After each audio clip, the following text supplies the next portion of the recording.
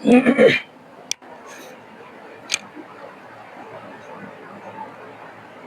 students, how are you? You are welcome to my channel Learn with Balen. Students, आज मैं बहुत ही important question trigonometry का लेकर आया हूं, जो कि क्लास 10th में मैक्सिमम लड़कों को इस क्वेश्चन को सॉल्व करने में प्रॉब्लम होती है। तो इस क्वेश्चन को बहुत मैं इजी तरीके से समझाने की कोशिश करूंगा, क्योंकि ये क्वेश्चन एग्जाम के दृष्टि से बहुत ही इम्पोर्टेंट क्वेश्चन है। ये क्वेश्चन एग्जाम में आने की पूरी संभावना है और ये क्वेश्चन कुछ टिपिकल टाइप का है, जिसको सॉल्व करने में बच्चों को प्रॉब्लम होता है। तो इस क्वेश्चन को मैं आसान तरीके से समझाने की कोशिश कर रहा हूँ। तो आप लोग मेरे इस वीडियो को ध्यान से देखिए और बिना स्किप किए पूरा वीडियो ध्यान से देखिए, ताकि इस क्वेश्चन के सलूशन को आप अच्छी तरह समझ सकें और एग्जाम में क्वेश्चन सही कर सकें। तो चलिए मैं क्वेश्चन स्टार्ट करता हूं। इसके पहले मैं बता देना चाहता हूं आप लोगों को, आप लोग मेरे इस क्वेश्चन के सलूशन को देखिए, समझिए, और कोई भी इस क्वेश्चन में आपको डाउट हो तो कमेंट सेक्शन में लिखकर बोलिएगा। मैं इस क्वेश्चन को, कोई अगर डाउट होगा इस क्वेश्चन में, तो मैं उसको फिर से कोशिश करूंगा समझाने का। वैसे इसको ध्यान से देखेंगे तो आप लोगों को ये मेरा वीडियो अच्छी तरह समझ में आ जाएगा। तो आप लोग ध्यान से देखिए, और आप लोगों को अगर मेरा ये वीडियो अच्छा लगे तो कृपया मेरे चैनल को सब्सक्राइब और लाइक कर दीजिएगा, ताकि फिर अगला वीडियो में और इम्पोर्टेंट क्वेश्चन लेकर आऊँ और आप लोग को सॉल्व करा सकूँ। Thank you. चलिए मैं स्टार्ट करता हूँ। स्टूडेंट्स, क्वेश्चन है, क्वेश्चन नंबर, इसके पहले मैं दो क्वेश्चन बताया था ट्रिग्नोमेट्री का, पहला और दूसरा। ये क्वेश्चन मेरा थर्ड है। इस क्वेश्चन में बोला है, बहुत ही इंपॉर्टेंट क्वेश्चन है, ध्यान दीजिएगा। इस क्वेश्चन में दिया है कि if angle A and angle B are acute angle, angle A और एंगल बी एक्यूट एंगल है। फिर कह रहा है कि सच दैट मतलब ये गिवन में दिया है, such that cos A is equal to cos B। हमको पता है cos A और cos B ये दोनों एंगल आपस में क्या है, cos A और cos B ये दोनों आपस में क्या इक्वल है। तो so that angle A and angle B, हमको एंगल A और एंगल B को प्रूव करना है, मतलब इन दोनों एंगल को इक्वल दिखाना है, angle A and angle B। अगर angle A and angle B दोनों इक्वल हो जाएगा तो मेरा ये प्रूफ हो जाएगा। तो इसको कैसे प्रूव करेंगे, तो मैं देखता हूँ कैसे ये सॉल्व होगा और देखते हैं इसका सलूशन। तो इसमें स्टूडेंट सबसे पहले यहाँ पर दो राइट एंगल बनाएंगे। राइट एंगल बनाते हैं, मान लेते हैं ये ट्रायंगल हमारा ये है, ये 90 डिग्री का है और ये भी राइट एंगल है, राइट एंगल ट्रायंगल, ये भी दो ट्रायंगल ले लिए। अब यहाँ पर देख रहे हैं कि ये cos A है और ये cos B है। तो यहाँ पर जो एंगल A दिया है, A को यहाँ मान लेंगे A, और ये जो B दिया है B को यहाँ में लेट कर लेंगे इस दूसरे वाले ट्रायंगल में। तो मैं पहले A था तो A को पहले वाले ट्रायंगल में माना, फिर इसमें B है cos B यानी एंगल B है, तो इसको यहाँ पर लेट कर लिए। अब इस एंगल को हम मान लेते हैं ये एंगल थीटा है और इसको भी लेट कर लेते हैं, एंगल थीटा मान लेते हैं, क्योंकि ये दोनों आपस में इक्वल है। तो cos A और ये cos B, तो ये हो गया। अब यहाँ पर तो हमें A मानना पड़ेगा और यहाँ पर जो एंगल इसमें दिया है वो मानना पड़ेगा, बट लेकिन यहाँ पर हम कुछ भी मान सकते हैं। मान लीजिए अगर A है यहाँ पर, तो यहाँ पर मैं C भी लिख सकता हूँ, कोई भी अल्फाबेट ले सकते हैं A और B को छोड़कर। तो मान लेते हैं मैं यहाँ पर C ले लिया और यहाँ पर एक एंगल P ले लिया। ऐसे ही इसमें भी आते हैं। अब यहाँ B है तो B यहीं रहने देंगे। इसमें मान लेते हैं एक एंगल हमारा यहाँ पर हो गया Q हो गया और ये एंगल R हो गया। ये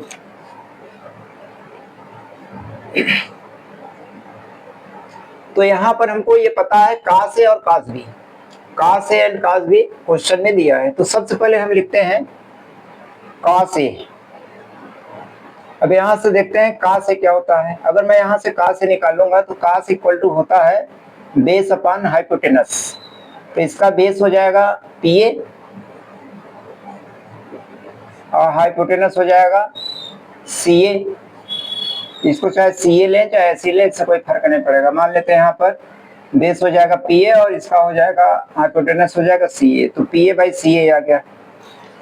तो cos A equal to base upon hypotenuse, base इसका बन जाएगा PA, हाइपोटेनस हो जाएगा CA। तो ये आ गया cos A। अब इसके बाद ये दिया है cos B। अब यहाँ से मैं cos B भी निकाल लेता हूँ। अगर मैं यहाँ से इसको मान लेते हैं इक्वेशन नंबर 1 और ये cos B है, cos B इसमें लेंगे क्योंकि यहाँ पर B एंगल है, तो यहाँ से cos B निकालेंगे। तो cos B लेंगे तो ये हो जाएगा बेस अपॉन हाइपोटेनस। तो इसका अगर B लेंगे तो इसका बेस बनेगा RB, तो हो जाएगा RB और इसका हाइपोटेनस हो जाएगा QB। तो ये हो जाएगा QB, ये आ गया। इसके इक्वेशन सेकंड लेट कर लेते हैं। मान लेते हैं ये फर्स्ट है ये सेकंड है। अब क्वेश्चन में हमको पता है cos A and cos B equal है। तो अकॉर्डिंग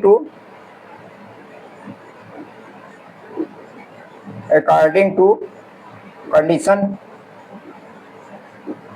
अब यहाँ पर हमको पता है कि ये दोनों इक्वल है, तो ये कंडीशन हमको दिया है cos A और cos B। तो according to condition from equation from first and second, we get. अब कंडीशन के अकॉर्डिंग cos A और cos B इक्वल है, तो ये हमारा इक्वेशन फर्स्ट है, इक्वेशन सेकेंड है। cos A और cos B इक्वल है तो ये भी आपस में इक्वल हो गया। तो इसका मतलब हो जाएगा PA अपॉन CA और यहाँ हो जाएगा RB अपॉन QB, ये आ गया। तो PA upon CA, RB upon QR, sorry RB upon ये QB हो जाएगा। तो ये हो गया RB अपॉन QB।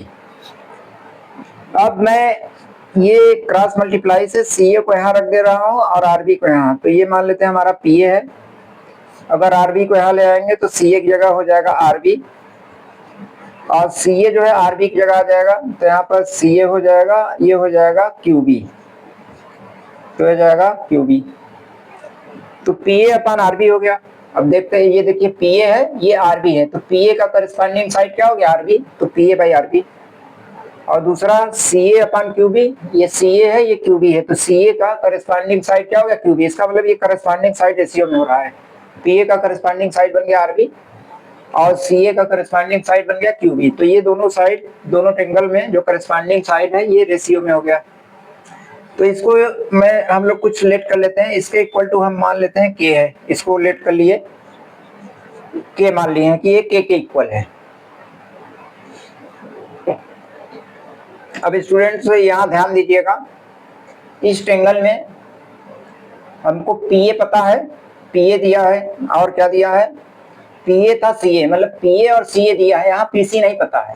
तो पहले यहाँ से मैं क्या करूंगा, अब ये दो साइड यहाँ पर दिया था लेकिन PC नहीं था कहीं, तो मैं यहाँ से पहले क्या निकालूंगा PC निकालूंगा बाई पाइथागोरस थ्योरम।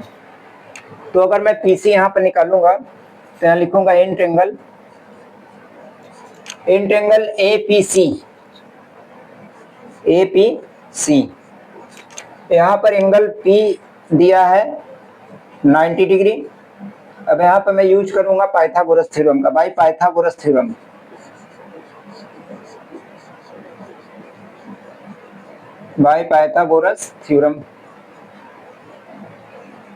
तो यहाँ से मैं पाइथागोरस थ्योरम का यूज करूंगा। तो यहाँ से मैं निकालूंगा PC, क्योंकि मुझे ये साइड और ये साइड तो इसमें दिया है लेकिन PC नहीं दिया, तो PC निकालेंगे।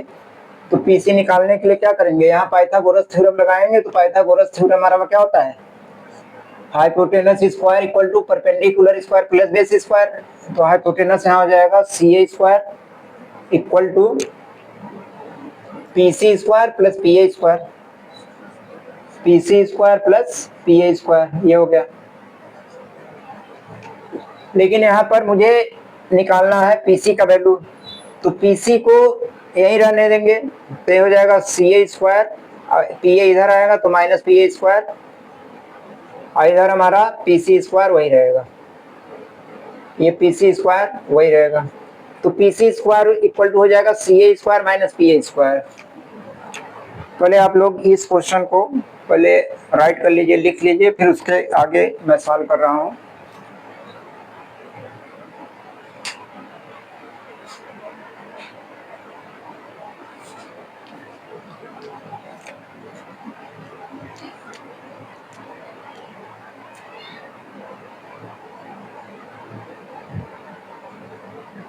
चलिए इसको मैं इरेज कर दे रहा हूँ यहाँ से, जितना जरूरत है उतना लेकर बाकी इरेज कर दे रहे हैं।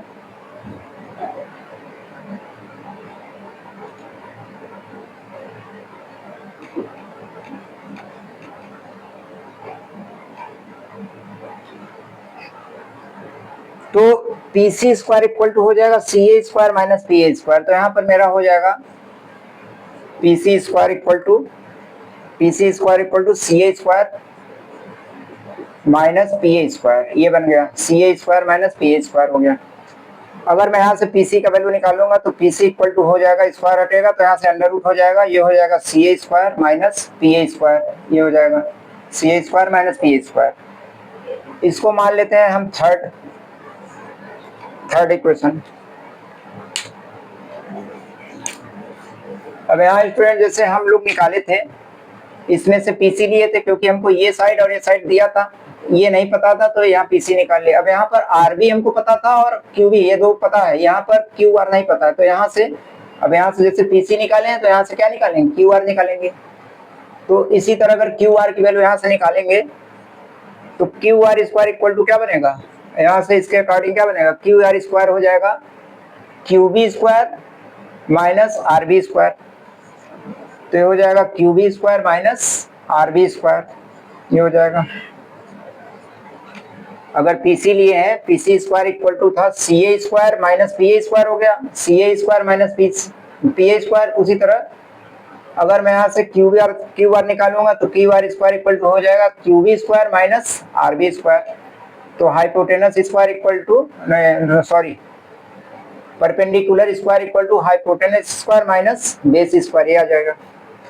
इसको हम मान लेते हैं इक्वेशन 4 में, सॉरी यहाँ से पहले क्यू आर का वैल्यू निकाल लेते हैं। क्यू आर स्क्वायर को हटाएंगे तो ये अंडर रूट हो जाएगा Q B square minus R B square हो जाएगा, ये इक्वेशन 4 हो गया। अब इक्वेशन 3 और 4 को डिवाइड करते हैं, तो यहाँ लिखेंगे डिवाइडिंग बाई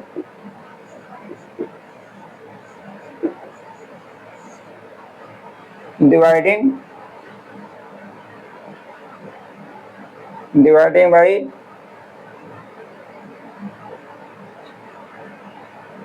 थर्ड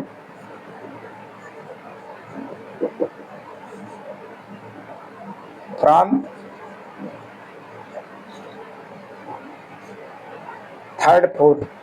इसका मतलब है थर्ड में 4 से डिवाइड कर देते हैं। थर्ड हमारा हो जाएगा यहाँ पीसी और 4 है क्यू आर, तो हो जाएगा पीसी अपन क्यू आर, और यहाँ से डिवाइड करते हैं तो ये हो जाएगा C A square minus P A square, और अपान हो जाएगा, ये हो जाएगा क्यू बी स्क्वायर, क्योंकि क्यू आर का ये दिया है तो यहाँ पर हो जाएगा Q B square minus R B square, ये आ गया, ये हो गया। अब मैं यहाँ पर स्टूडेंट वैल्यू पुट करूंगा सी ए का और पी ए का वैल्यू निकालना है। अभी मैंने यहाँ पर ये बताया था आपको कि यहाँ पर मेरा करस्पॉन्डिंग साइड इसके रेशियो में था, इसका मतलब था P A upon R B,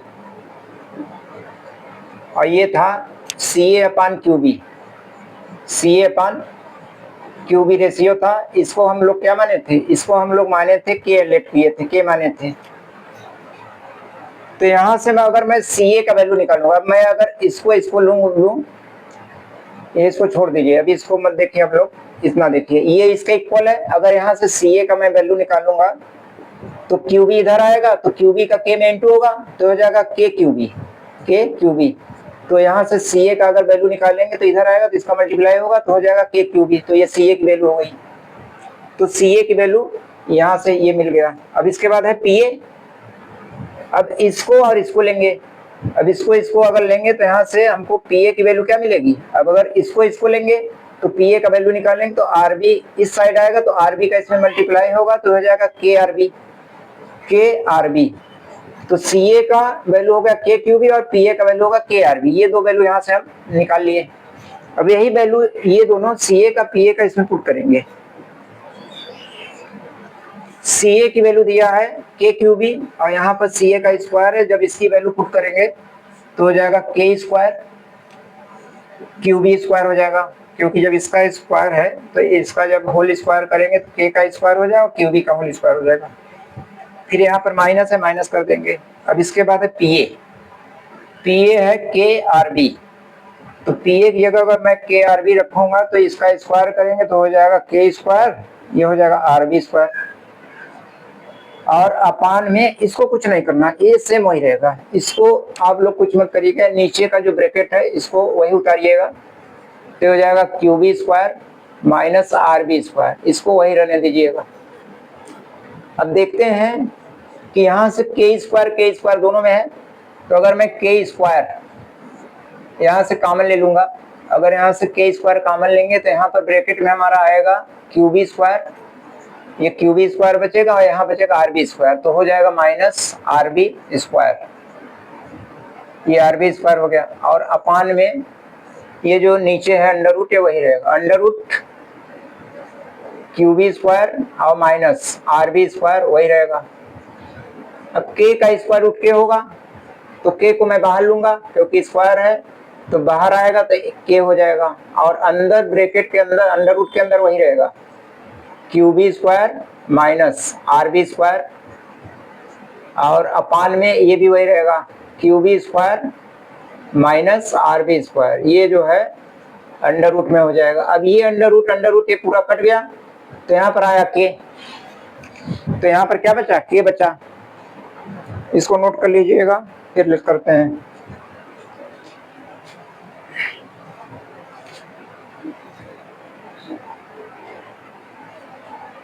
erase कर दे रहे हैं।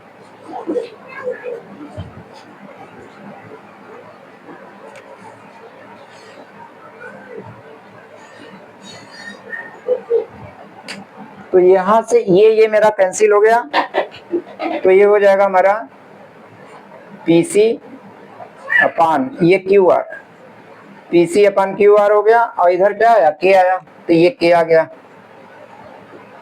अब इसमें मैं देख रहा हूं कि ये भी के इक्वल है और ए भी के इक्वल है, तो जब ये भी के इक्वल है ये भी के इक्वल है तो ये तीनों आपस में इक्वल हो जाएगा।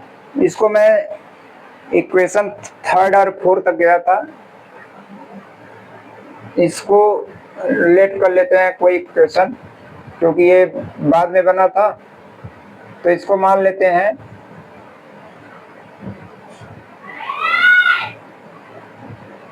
ये 3rd था, इसको मान लेते हैं इक्वेशन 5 और इसको मान लेते हैं इक्वेशन 6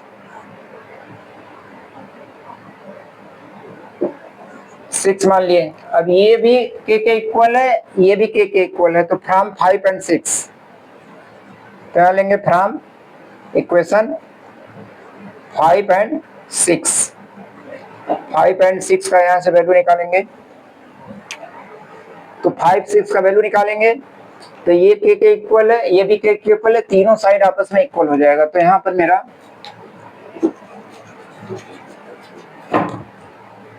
यहाँ पर इक्वल हो जाएगा तो ये हो जाएगा P A upon R B और ये हो जाएगा C A upon Q B और ये हो जाएगा P C upon Q R. Friends equation number 5 ये दोनों के इक्वल है और ये भी के इक्वल है, ये इक्वेशन 6 है। तो फ्रॉम इक्वेशन 5 and 6 लेंगे तो ये भी के इक्वल है, ये भी के इक्वल है, तो इसका मतलब ये तीनों, ये दोनों और ये तीनों आपस में इक्वल हो जाएगा, तो हो जाएगा P A upon R B, तो हो जाएगा P A upon R B, तो पी ए का करस्पॉन्डिंग साइड आर बी हो जाएगा, तो पी ए आर बी के रेशियो में हो जाएगा, और सी ए अपन क्यू बी, तो हो जाएगा सी ए अपन क्यू बी, सी ए क्यू बी के रेशियो में हो गया, और पी सी क्यू आर के रेशियो में हो गया, तो पी सी क्यू आर के रेशियो में गया। फिर लिखेंगे and angle APC, APC and triangle BRQ, BRQ।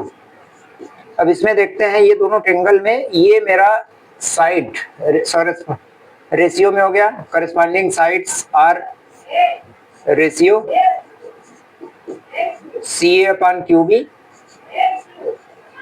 And PC upon QR, तो ये जो है करस्पॉन्डिंग साइड रेशियो में हो गया। तो यहाँ ये साइड तीनों साइड, इसका ये साइड इसके रेशियो में, ये साइड इसके रेशियो में, एंड ये साइड इसके रेशियो में हो गया। तो यहाँ पर सिमिलरिटी का यूज करेंगे by yes similarity, by yes similarity. तो यस सिमिलरिटी से ये दोनों triangle, so triangle APC is similar to triangle BRQ, ये दोनों जो है ट्रेंगल सिमिलर हो गए। अब ये दोनों ट्रेंगल सिमिलर होगा तो angle A equal to angle B, तो यहाँ मैं लिखूंगा angle A is equal to angle B, angle A और B ये दोनों एंगल मेरा इक्वल हो गया। तो इस तरीके से स्टूडेंट मेरा क्वेश्चन सॉल्व होगा। आशा करता हूँ ये क्वेश्चन का सलूशन आप लोगों को समझ में आया होगा। तो ये क्वेश्चन बहुत इंपॉर्टेंट था, आप लोग इस क्वेश्चन को अच्छी तरह तैयार कर लीजिए। इसके बाद मैं मिलता हूँ अगले वीडियो में। Thank you very much.